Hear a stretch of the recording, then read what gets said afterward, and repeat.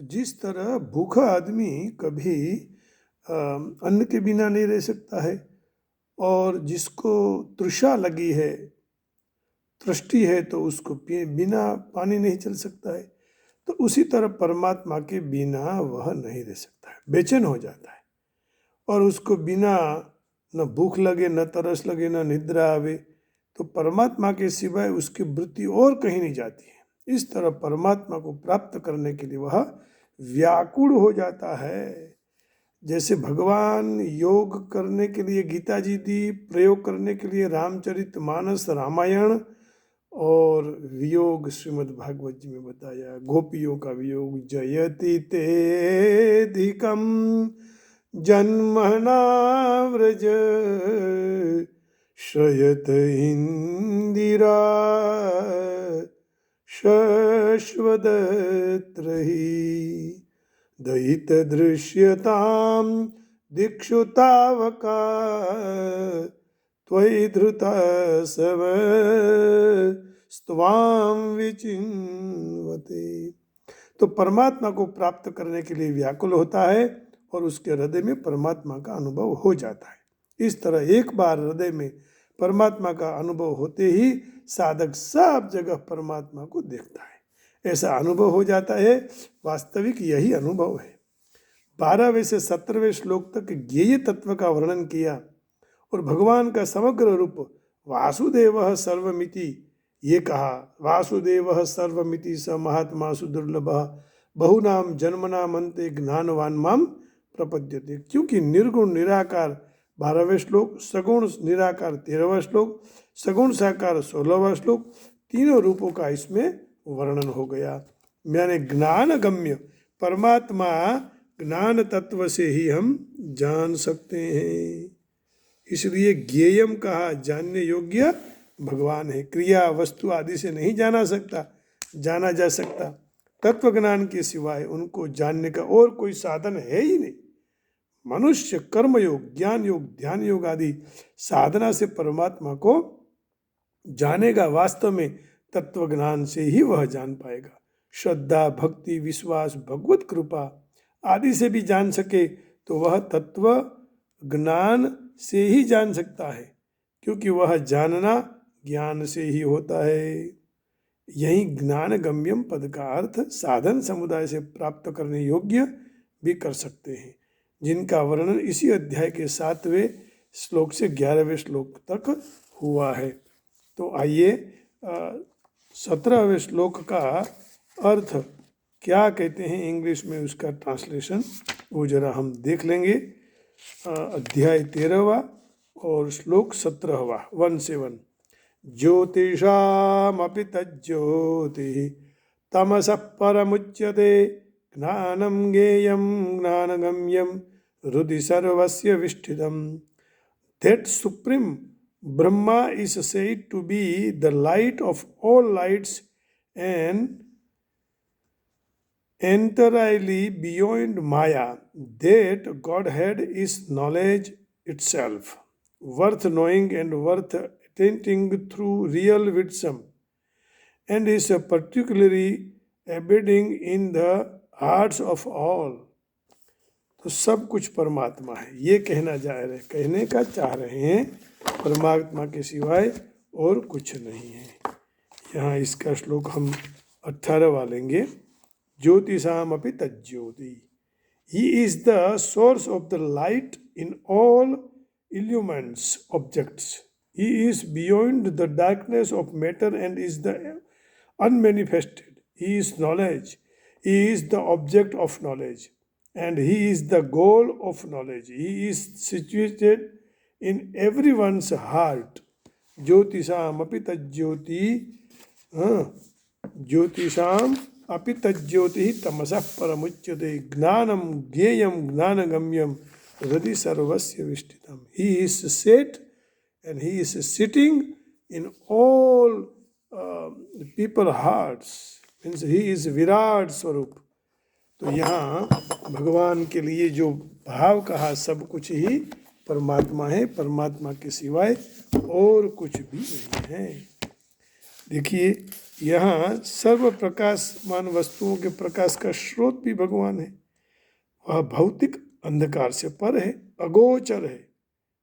वह ज्ञान है, ज्ञान का विषय है, ज्ञान का लक्ष्य है।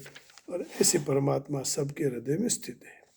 परमात्मा पूर्ण पुरुषोत्तम परमेश्वर सूर्य चंद्र नक्षत्र समान सर्व प्रकाशमान वस्तुओं का भी प्रकाश का स्रोत है।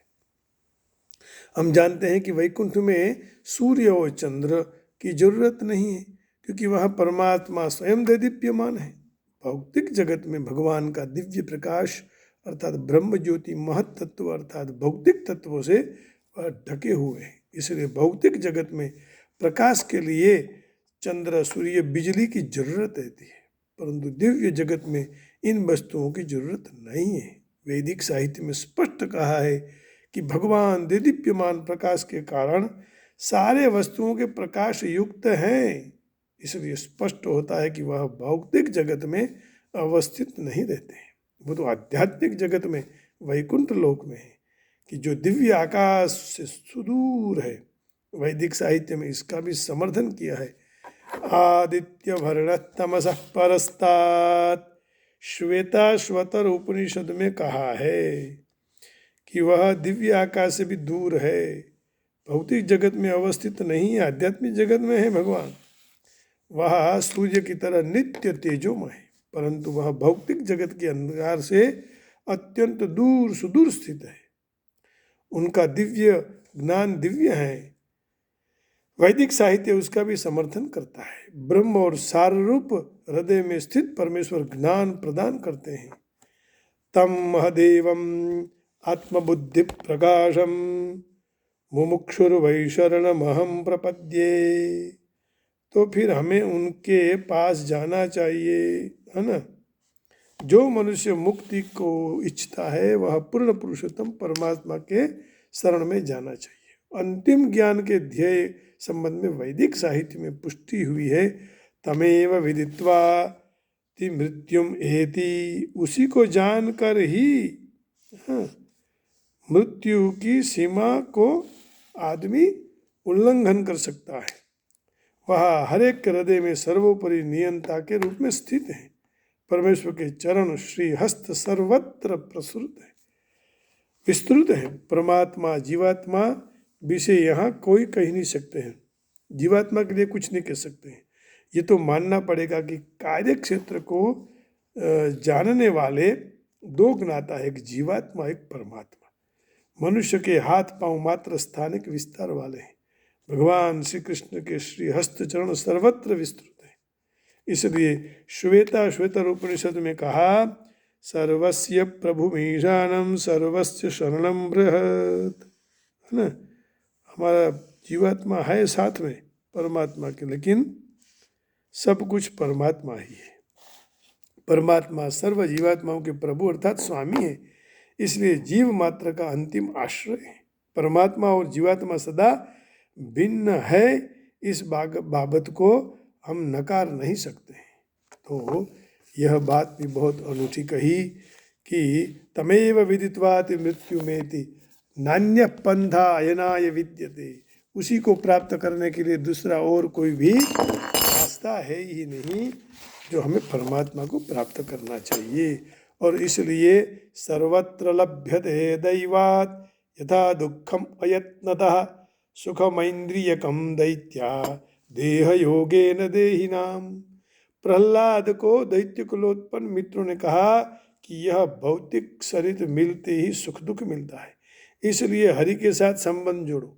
सर्वत्र लभ्यते दैवात् यथा दुःखम अयत्नतः, आप यत्न नहीं करेंगे फिर भी दुख मिलता है, और यत्न करने के बाद सुख नहीं मिलता है। सुखमैन्द्रियकम दैत्या देह योगेन देहिनाम। दुख માટે પ્રયત્ન નથી કરવો પડતો અને સુખ પણ પ્રારબ્ધ મુજબ પ્રાપ્ત થાય છે। સાધુ બનો તો પણ ગાદી મળે, માટે કલ્યાણ ઈચ્છતા હો તો હરિને ભજો। જીવસ્ય તત્વ જિજ્ઞાસા, कौन सा तत्व? वदन्ति तत्तत्त्वविदः तत्त्वं यज्ञानमद्वयं ब्रह्मेति परमात्मेति भगवानिति शब्दते। वदन्ति तत्तत्त्वविदः, तत्वं यज्ञानमद्वयं ब्रह्मेति परमात्मेति भगवानिति शब्द्यते। तो अलग अलग तरह से भगवान को परमात्मा, ब्रह्म, भगवान इस तरह से बोला जाता है। वो सब एक ही है, तो उसी को पुकारे और वो हमारे पर कृपा करे तो हमारा मंगल हो जाएगा। जय गोविंदम भज मूढ़मते प्राप्ते सन्निहिते नई नई रजति दुष्कृय करुणे नई नई रजति दुष्कृय करुणे। कृष्ण कन्हैया लाल की जय। आप सबके हृदय में बैठे हुए परमात्मा को प्रणाम करके वाणी को विराम देता हूँ। जय योगेश्वर, राधे राधे, जय गिरनारी, हरिओम, जय वेंकटेशा, ओम नमः शिवाय, ओम नमः शिवाय।